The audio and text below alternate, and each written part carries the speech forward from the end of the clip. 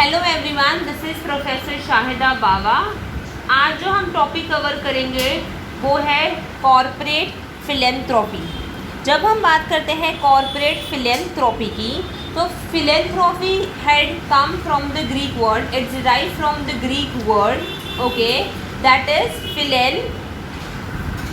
philanthropos, which includes two words. Philos means loving and caring, and anthropos is human being. Okay, तो यहाँ पे philanthropy Greek word से लिया गया है philanthropos, जिसका मतलब होता है loving and caring and human being. In short, philanthropy implies giving or donating for the well-being of human beings. See, we are taking care, we are loving, okay. For whom are we doing this? We are doing it for human beings, okay, for the well-being of human beings.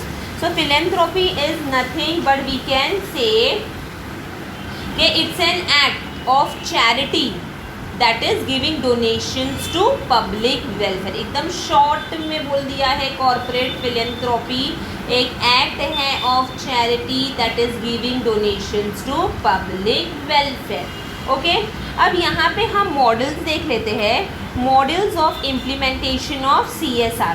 See, models is divided under two parts. The first is specific model and the second is general model. सबसे पहले specific model में the first point is ripple effect model. So this model expands on the concept of triple bottom line. अब triple bottom line की जब हम बात कर रहे हैं, ये हमने लास्ट वीडियो में देख लिया था. Triple bottom was 3 P's, right. 3 P's की जब हम बात कर रहे हैं तो यहाँ पे था people, okay, then planet and then profit. Okay, हमें ध्यान देना है लोगों का, एनवायरनमेंट का, एंड देन कंपनी खुद प्रॉफिट का भी ध्यान देगी. तो ट्रिपल बॉटम लाइन 3 P से रिलेटेड था. ओके, अब जब हम रिपल इफेक्ट मॉडल की बात करते हैं तो रिपल इफेक्ट मॉडल क्या करता है, this model expands on the concept of triple bottom line by adding ethical and human resource practices to the 3 goals of economic, social and environmental health. देख लिया 3 goals, people, planet and profit.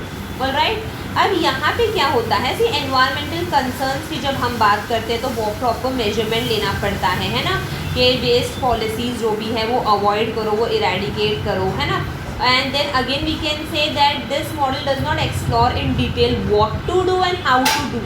Okay, but यहाँ पे एकदम simple तरीके से बोला गया है रिपल इफेक्ट मॉडल में कि एनवायरमेंटल प्रिजर्वेशन ज़रूरी है.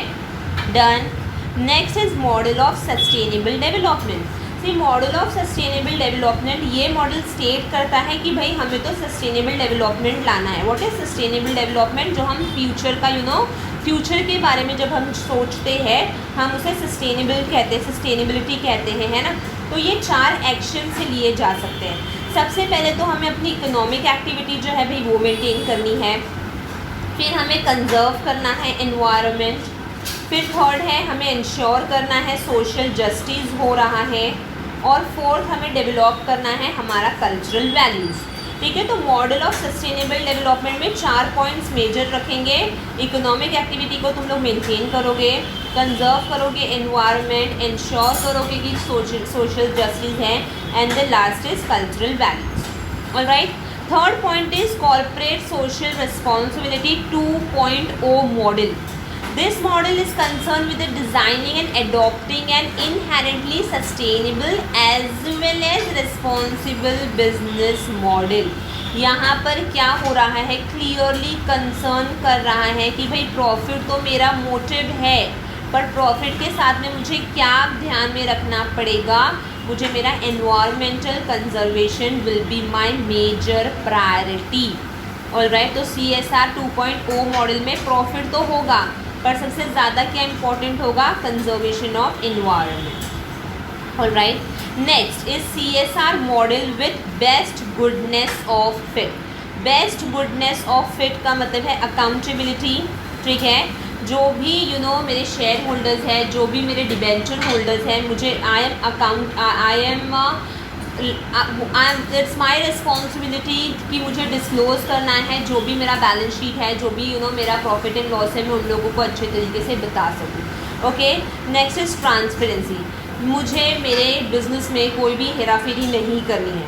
कॉम्पिटिटिवनेस, इतने अच्छे से कम्पीट करो अपने कॉम्पिटिटर के साथ में कि your customers is loyal towards your product.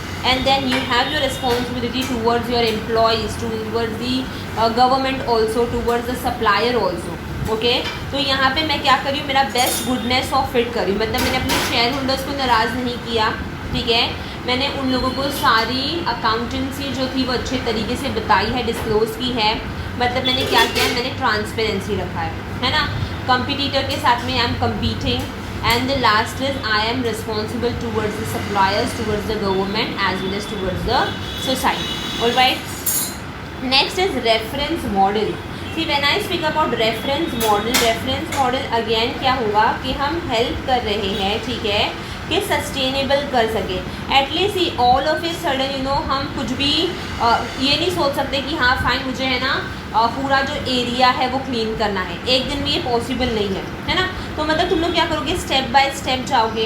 और तो यहाँ पर भी रिसर्चर ने यही फाइंड आउट किया है कि there was no single initiative that tackles all sustainability issues. All right, यहाँ पे धीरे धीरे करके हमने क्या करना पड़ता है, चीज़ें जो है हासिल करनी पड़ती है, इन केस अगर हम बात कर रहे हैं एनवायरमेंटल पर्सपेक्टिव की। ऑल राइट, तो ये reference model. Pearl model is the last model in specific model. Pearl model is nothing but pearl model जो है वो कॉम्बिनेशन है of going ethical, going green, है ना। आजकल सब कुछ यही हो रहा है, friendly product, eco friendly product. तो जब हम इको फ्रेंडली प्रोडक्ट की बात करते हैं तो वो किस में आता है, हमारा पर्ल मॉडल में आता है। ओके, यहाँ पे जो भी pearl response to shareholder concerns, public demand, academic standards, okay, activities including environment, locality, social responsibility, cultural freedom and perception friendliness। तो पर्ल है ना, तो यहाँ पे जब हमने पर्ल की बात की है तो यहाँ पे तो सब कुछ ओवरऑल होगा कि हम भाई अच्छे तरीके से सब कुछ देखें, है ना। So this findings challenges the conventional belief that social and environmental responsibilities mostly create cost and do not contribute to the corporation benefit at desirable levels, right? तो जैसे मैंने कहा, pearl response to shareholder concern, public demand, locality, environment, perception, friendliness. Okay, तो this is pearl model. Okay, तो model of implementation of CSR में first is specific model of researcher, क्या था, ripple effect. Model of sustainable development, CSR 2.0 model, CSR model with best goodness of it, reference model and the last is pearl model. Next जो है, next अपना होगा general model. General model में सबसे पहले है स्टेक होल्डर मॉडल। से stake holder model में भी हमने सबसे पहला ट्रिपल बॉटम लाइन से ही कॉन्सेप्ट शुरू किया। Stakeholder model, there is a growing interdependence of business and the society, है ना। तो जब हम बिजनेस एंड सोसाइटी की बात करते हैं तो ट्रिपल बॉटम में 3 चीज़ें आएगी, people, planet and profit. People मतलब social responsibility towards customer, employees and society. Planet की बात करें तो प्लैनेट एनवायरमेंटल रिस्पॉन्सिबिलिटी होगा। जब हम प्रॉफिट की बात करें तो इकोनॉमिक रिस्पॉन्सिबिलिटी होगा। तो ये सब क्या है, जनरल मॉडल का स्टेक होल्डर मॉडल है। Next is philanthropic model. When I say about philanthropic model, तो यहाँ पे क्या होगा, हम से business firm needs to earn profit for survival and expansion, right. So a part of profits to be used for philanthropic activities, such as donation to health, eradication of poverty, etc. It is also mandatory for certain companies to contribute at least 2% of the average net profit of the preceding 3 years. See, ऐसा नहीं है, ज़रूरी नहीं है कि हर एक corporate को charity देना है, but at least 2% of average net profit तो कोई भी कर सकता है प्रिसाइडिंग 3 years। ओके, तो ये क्या है कि कहीं ना कहीं हम अपना पार्ट प्ले कर रहे हैं for eradicating poverty, alright, then giving donations and etcetera. Next is ethical model. So it refers to voluntary commitment of the company towards the welfare of the society, है ना। कंपल्सरी एज सच नहीं बोला है, है ना। Ethical मतलब voluntarily बोला है। See business firm consider themselves as the trustees of the wealth, है ना, which is to be used for the benefit of not just the shareholders but also benefit of the stakeholders, right. तो जब हमने ethical model की बात की है तो यहाँ पे वॉलेंटरी, अगर उन लोगों को अपना पार्ट प्ले करना है actively in nation building and promoting socio economic development, तो भाई कुछ ना कुछ तो करना पड़ेगा, है ना। तो यहाँ पे क्या करना है, हमें थोड़ा बहुत कंट्रीब्यूट करना है। देन फ्री फ्लो है, okay. See when I say about free flow of information, तो यहाँ पर हमें मिल सकता है थ्रू इंटरनेट, हमें मिलता है इंफॉर्मेशन, है ना। फिर इंफॉर्मेशन जो है हमें आजकल जो है, ठीक है, कम्युनिकेशन टेक्नोलॉजी ने जगह ले लिया है, ऑलराइट। तो कंपनी एकदम ऑथेंटिकल और ट्रांसपेरेंट हो चुकी है कि भाई अपना जो भी प्रॉफिट है वो हमें अपने शेयर होल्डर डिबेंचर होल्डर्स को बताना है, एंड कुछ पार्ट ऑफ इन्फो जो है वो हमें कहीं ना कहीं क्या करना है, we need to provide it to the people, okay. So through the internet and other electronic mediums, the flow of information has shifted back to the stakeholders, okay. तो स्टेक होल्डर्स की जब हम बात करें, specially in the 3 important group, consumers, NGOs and the general media, okay. So this is free flow of information. And the last is corporate image. अगर company ने बहुत ही अच्छे तरीके से अपना मेंटेन किया, एनहांस किया है in the mind of stakeholders, that is customers, dealers, employees, financial institution etcetera, तो कहीं ना कहीं क्या होगा, कॉर्पोरेट इमेज बरकरार होगी। क्यों? क्योंकि वो स्पेंड करता है good amount of money on the CSR, which not only benefits the society but also the corporates, okay.